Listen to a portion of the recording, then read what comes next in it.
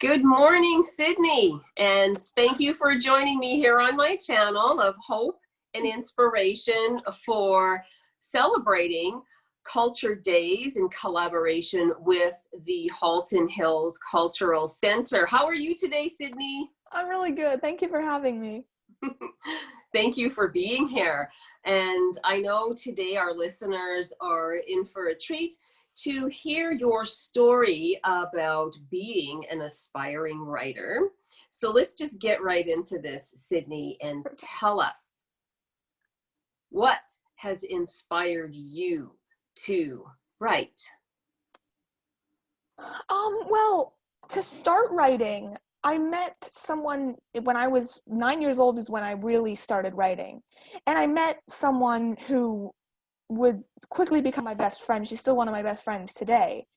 And she really loved writing. And I kind of picked that up from her. And ever since, I've loved it ever since. And it's been something, because I've always also liked art as well. And I consider myself to be a pretty creative person. So writing is another outlet for me for that creativity. Okay. And yeah. And so how long have you been writing, Sydney? Well, I was writing, so I started when I was 9, and so it would be about 8 years now. Wow. Okay. Yes. Okay. Have you always wanted to be a writer? No, I wouldn't say so. It wasn't really something that I considered when I was younger.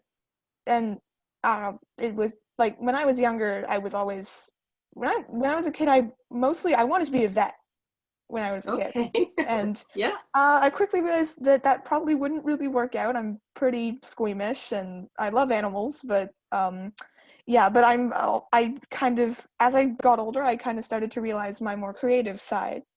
And then I started to write, and my teachers said they love my writing, and my friends like to write, and I thought, oh, this is cool, this is fun, and I just kept doing it. Okay. And as we spoke earlier, you mentioned you're in grade 12 now. I am, And yes. I thought it was interesting how you were describing what your career path might look like in terms of your education. So your thoughts and feelings right now as you're going to wrap up grade 12, what are your future plans for your education thereafter? Well, I would love to get into the storytelling industry, but my dream career path is animation. Okay. So what I want to do is to really kind of strengthen myself and make my chances and myself the best they can be. I've been looking at things like 1-year certificate programs that are mostly centered around portfolio development for art. I know Okay. Sheridan offers one of these, the Ottawa School of Art. I'm sure there are other places Right. as well. And then from there, I want to kind of use that leverage to go into probably something more specific and have a better chance of getting into a school that I'd like to. It sounds like you have developed a nice plan for yourself in terms of your education. Thank you. So certainly good luck with that. I know it's very different right now being out there and trying to finish various types of schooling and For sure. education, but I'm sure you're on the right path by the Thank you. sounds of it. And so what advice would you give to a new writer, somebody who's just starting out? Right. The best advice I can give, and it's something that, I hear all the time, but I wish I had heard it earlier, is like, just write. A lot of people are so worried that, especially when they're starting out, it's no good, it's like stuff like that. But the Mm-hmm. thing is, what's important to remember is that no writer ever just writes and then puts that out there. If the quality is no good, that's what editing is for. So just write, just get your ideas out of your brain onto the page, and if you like, you can go back and change it later, or you can even just like rewrite it. You don't like, just writing and practicing is the Mm-hmm. most important part. And another thing to remember is this is something that I just like, it's so important for people to know. If you look at your work and you say, oh, it's no good, the fact that you can find like problems in your work and things you want to change is a sign that you're improving. And a lot of new writers Okay. tend to not realize this because it happens so often for them, but it just means that they're improving so fast because they are, you know, really starting out. So when you like, just don't get discouraged. And if you can find things like that, just remember that it's a sign you're improving and just keep going, because you will get better, and no one ever starts off a prodigy. Everyone writes and goes back and looks at their stuff from years ago and it's like, oh, did I really write this? You know, it's important to just keep going, really. I think that's great advice. And thank you so much for sharing those tidbits of information for anybody that's young and starting out. It's encouraging for them to know that you can always start over. Absolutely. And if you are struggling by the sounds of it, as you're suggesting, it is a sign that you're improving. So it's actually something that should feel okay. You should feel okay with it, as opposed to getting easily discouraged. Yes. Okay. So tell me, Sydney, do you ever get into those moments where you're faced with writer's block? All the time. All the time? Yes. Okay. Yeah. Okay. And if that's the case, how do you overcome that? What are some of your strategies, if you have any?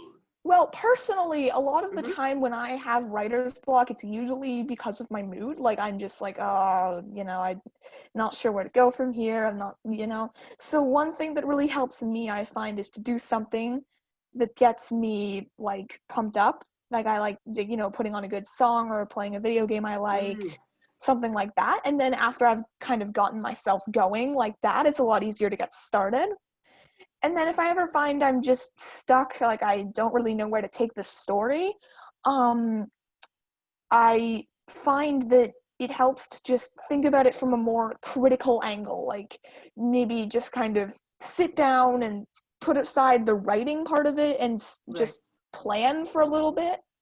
Or I find sometimes just writing something else as a warm-up is very good for that. And something that I like, this goes hand in hand with the last question about how to get started, get feedback, kind of find a group. There are so many if you like really look, there are so many little communities for writers, and it's so important to have people like that you can just get feedback and encouragement from and read their work and grow together. That's so important. I find it was definitely important for me starting out. So like that really helps a lot too. A couple of your suggestions was for yourself. I think what we're really talking about are perhaps some relaxation techniques for when you're faced with writer's block. You tend to like music. You turn to music for comfort, as well as taking a step back and completely reshaping your focus on something different if you are writing. Correct, yeah. Okay. So in your opinion, then, what would be the most important elements for good writing? See, this is a pretty subjective question because it really depends on, you know, how your reading style and how you like to write. One thing that I really truly believe is that if you are very creative and have good ideas, then that will show no matter the quality of your writing. Like your passion and your will to put something out there will show. And so that's always like, it's always like, again, it shows when people really like what they've come up with and they're trying really hard to flesh that out, no matter whether they're starting out or not. And that's one of the most important things to me. Again, something that just personally I really find important is characterization. In my opinion, good characters can make any story. So that brings me to one of our other questions, and that question is, this is a good lead-in for it, is what comes first? Is it the plot or the characters? Right. I believe that both are very important, but personally, my belief is that when I'm reading, it's easier for me to get into a story where the characters are really good, even if the plot isn't as much, rather than the Okay. plot's really good, but the characters are kind of hard to relate with, or or just get into. Okay. So taking that a step further, then how do you develop the plot and the characters when you're writing?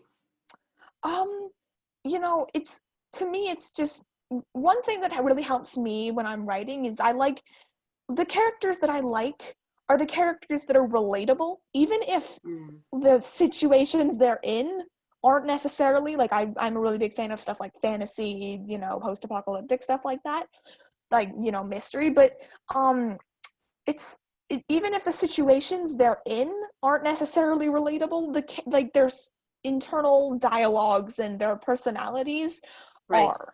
That's the one. Okay. So I tend to very much keep that in mind when I'm planning my own stuff.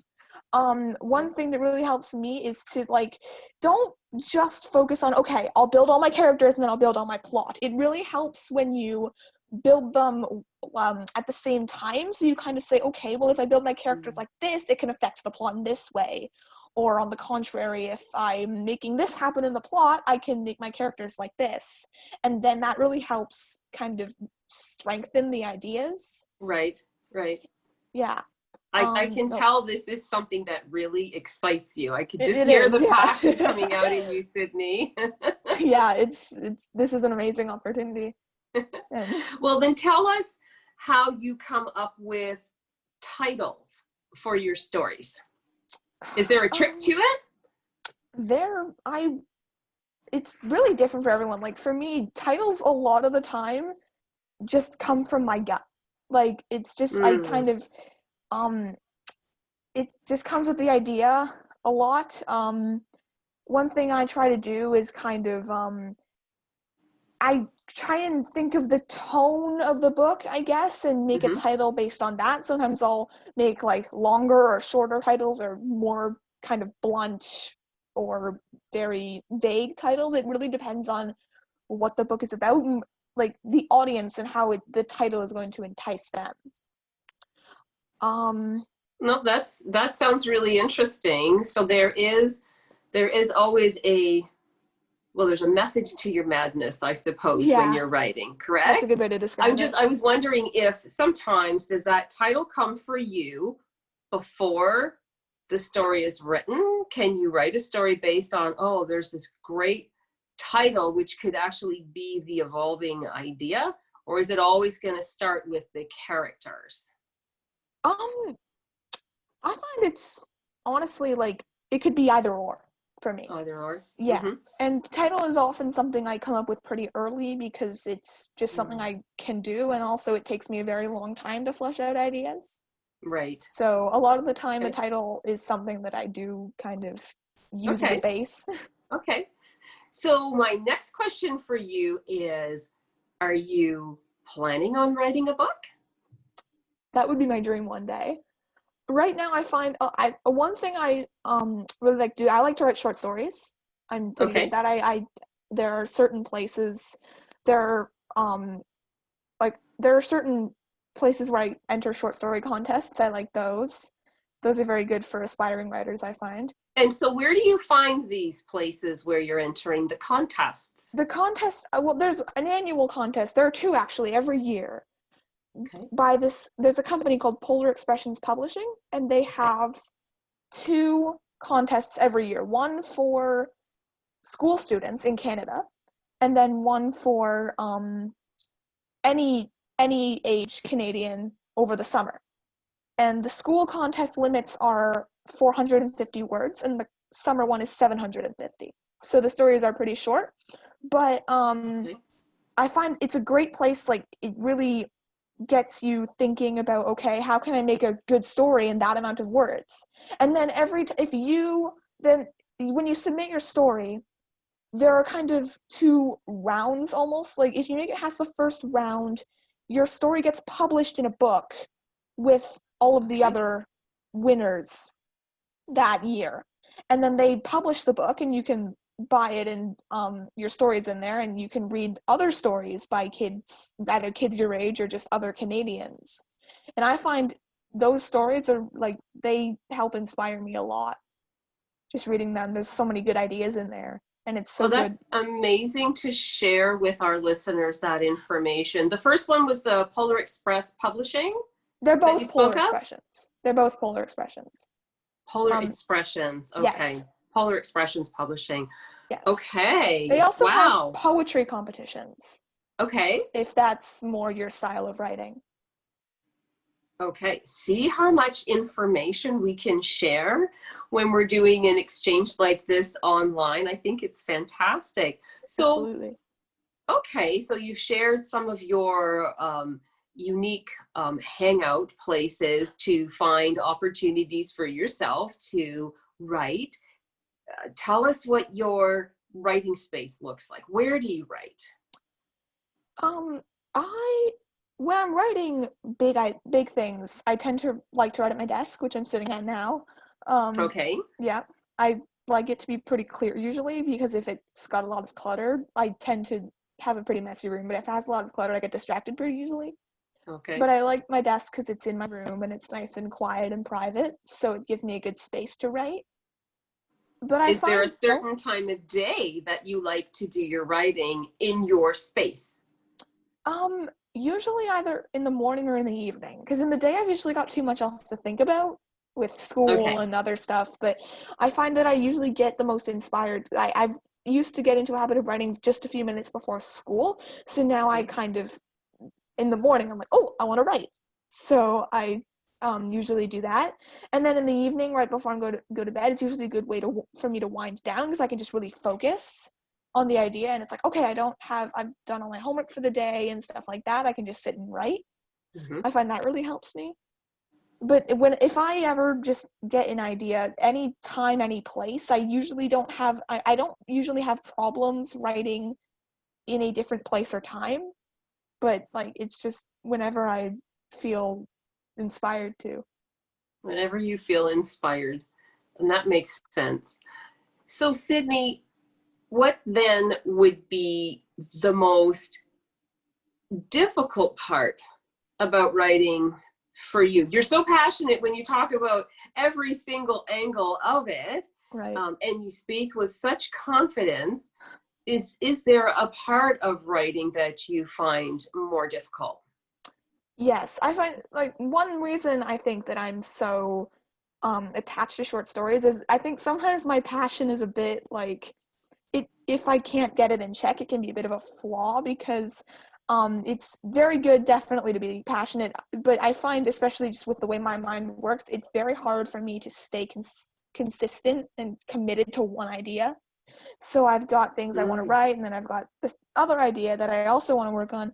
It makes kind of working on big projects pretty hard for me, because I've got so many things I want to write about. And then okay. I find it also hard, that, and just in general, with I'm a pretty busy person, it's hard to find the time and energy to write as well.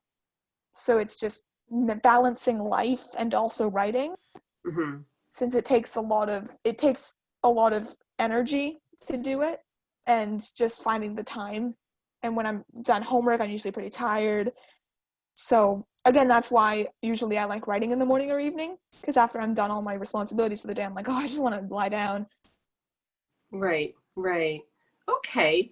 Again, your insights and your perspective I find very interesting, and I think would actually be quite helpful for I any hope young so. aspiring writers that are watching and listening to you today. So thank you for sharing as much as you are. And it does make me wonder if you have any sort of writing quirks. You have any quirks to your writing? Um, yeah, I'd say so. I think everyone does, really. It's Mm-hmm. writing is a very stylistic thing. Mm-hmm. No two people are going to write the exact same way. One thing that I definitely noticed, and it's something that I want to work on a little bit, because I tend to do too much. It's not I tend to not use dialogue descriptors like, he said, she said. And it's not that I don't like these things when I'm reading. I just find, for whatever reason, when I'm writing, I tend to do a line of dialogue, end the sentence there, and then start describing the what's happening again. And I don't really know why I do this, and it's not again, it's not a matter of preference. It's just something that I notice when I'm writing, and it's like, oh, it's weird. It's And unique to you. So that's yeah, totally fine, Sydney. thanks. That's Yeah. fine. So tell us what then the definition of success is to you, or for you at this moment in time with where you're going on this career path. What does success Right. mean to you? I think this is a really important question because I think success is, it's a pretty subjective thing, but it's something that I feel like a lot of people get lost in. Like, Mm-hmm. oh, I need to be like a famous writer to be successful, or I need to, do that. But success, it's really just what I like to define as success is just what makes you feel accomplished, not what would make you seem accomplished to, the world or anything. So for me, I write Mm. to inspire and make people happy. And if I can just do that, like if I can just send my writing to a friend and they said I really liked it, that's success for me. I just like knowing that I'm Okay. making even the smallest difference. And just even like, being able to say, hey, I sat down and wrote today. Like that's success for me. And I feel like I feel like one of the most important things is to define success in a similar way, or you're going to overwhelm yourself with your expectations. Interesting. Um, Wow, that's a lot of information for people to digest. And as you say, I mean, success is going to look different to each and every one of us. Right. But if I can discern for what you've explained to us, it's been important for you to get feedback and input from other Yes. people for the writing that you will share with others. I think that's something that a lot of people are very scared of. Like, because they're like, oh, what if they don't like it and stuff. But I think Mm-hmm. it's really important, and I think it's equally as important to find a group that you feel comfortable with. Like, I know Mm, it's not helpful to just send it to people who you think are going to not like it or stuff, but it's important to find a group and know that there are so many places out there where there are people looking for other writers, and it's so important to connect with people like that. right, right. Is there a particular group that you belong to in your community, Sydney? Yes, I was back a few years ago. I was Mhm. on certain places like um I was on certain places where you could just publish stories. I tend to be on places. I tend to write a lot of, fan inspired content. I write about video games I play quite a bit. Okay. So I'm on places like that. And I've connected with that. I found made it pretty easy for me to find people because I connected with other people who liked Mm-hmm. the games I was playing and also liked to write about them. And then we've kind of built each other up. We kind of tend to write about other stuff as well, and we build each other up like that. And I'm on places like that, and I tend to be the type of person who just likes to get close with one or two people rather than have a big group. So I tend to find people, and then with them I go to other social media just for texting and stuff, and we Okay. talk there. Yeah. Okay. Okay, great. So, from everything that I've listened to as you're describing to us what it's like to be a writer, I know that writing can be emotionally draining and Yes. stressful at times. So, what tips might you have for aspiring writers? Well, it definitely is. I think that's important to say. Like, I love writing, and if I would definitely encourage people who Mm-hmm. want to start writing too, but I won't pretend like it's always perfect and stuff. Like, it can be pretty draining sometimes, but it's important to just realize, I think that's normal. Don't feel like, oh, I'm really tired and I want to go write, but I don't feel well. Like that Mm, everyone, I feel like a lot of the writers I talk to have exactly the same feelings. So that happens to everyone. And one of the big things I think is um, one of the big things I find that makes things this way is it's easy to get discouraged. right. Like I said before, um, because writing is a very, again, it's a stylistic thing. It's not every person is going to do it the same, so it's very subjective, and it's very easy to think, oh, well, no one's going to write it, or no one's going to like what I've written. So, well, one thing that's very, very, and it's just in general, don't compare yourself to others. Because again, it's a very subjective, stylistic thing. So you might look at one person's writing and say, oh, I really, I'll never be at that level, or, they're so much better than me. Why won't people just read that instead of mine? But the thing is, like, again, it's no two people write the same. And your ideas are things that no other person would be able to flesh out exactly like you. And another thing I feel like it's important to remember is there is no such thing as a completely original idea. Everything in the world is inspired by something else.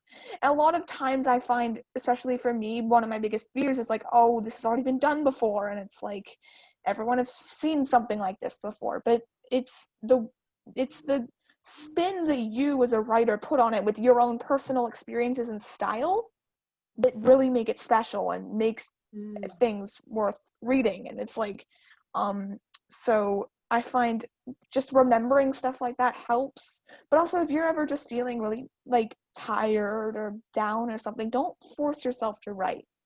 Because a lot of times people feel like, oh, I have to write, I have to get it out. But sometimes when you force yourself, when you're really not feeling it, that's when it becomes the stuff you're not proud of, because you just feel like you have to get words on a page and there's no passion there.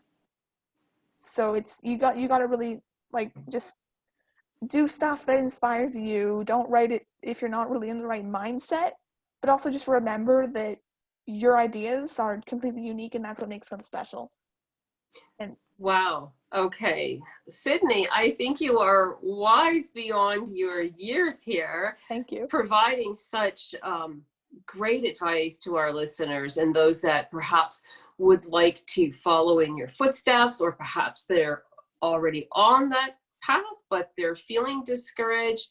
You offer a lot of great tips and advice for people to stay encouraged and to stay on the path of the chart that's been the course that's been charted for them, and the one that they've decided to explore.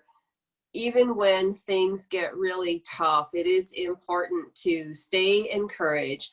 As you mentioned, also find yourself a good group, like a good support group of other people that are like-minded. I think that's also very important for aspiring writers. And, I think my last question for you is, why would culture days be important for artists like yourself? Is this your first year participating? Yes, it is. In culture days? So, yes. Okay, fantastic. So why do you think this experience is important? Well, for me, it's like I said, art, I find tends, especially the genre I'm into, like storytelling and stuff like that, art is often something that's used to inspire and provoke emotion in people. Just from writing to painting and drawing, dancing, any form of art. It's so being able to, because Culture Days, I find, is a really good opportunity to put art in the spotlight. And when it is, artists can use that opportunity to inspire people. I find, I think art is something that should be talked about more, because it's something that's, I find, so misunderstood in people's minds a lot. And it's something that is really just, it's really important for people to realize that they're not alone in, and that's one of the reasons why I preach finding that group so much, because you're like, I feel like with Culture Days, it puts that stuff on a pedestal. Like I said, it's important for people to be able to be inspired like this, and to, because I find, it just feeds off of it. Like, inspiration feeds off of inspiration. So you find opportunities like this, and then it would just make me so happy if Culture Days as a whole could inspire more people to say, hey, I want to try and do this. And even if it doesn't end up working out for them, just having them try is Right. so important, I think. Some people are so, like, I've met so many people who don't even know they're good at art or writing, but they've got so many good ideas and they've got the potential to, like, do so many great things. And You're especially writing. absolutely right. You're absolutely right. And Culture Days this year is actually running for 4 weeks Right. to help the artists, the musicians keep their names out there in front of people out there in their local community, because it would usually run over the course of, I think it was 3 days over a long Yeah, yeah. weekend. And what they've done this year across the board, I think, is fantastic.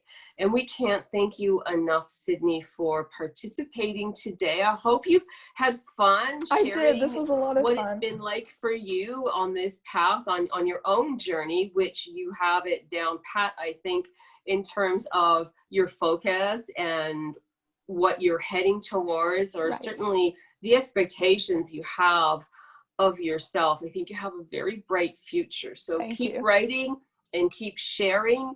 And I think we're all looking forward to that first book that you put out there. And I believe that people will have the opportunity to come back to this video to watch it, as I said, over the course of the next 4 weeks. So Right. do make sure you like and share the video with your family, with your friends, with your other writers, so they can listen to your words and what it's been like for you so far. And as I said, there's so much more to come for you, Sydney. So thank you again for your time today. Thank you. And thank you for having me as well.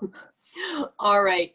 Good luck with the rest of your schooling and education this year, Sydney. And Thank you. we're hopefully we'll see you around the cultural center at any other point along the next 4 weeks, or even thereafter, as the cultural center and the library is open. Of course. Okay. Perfect.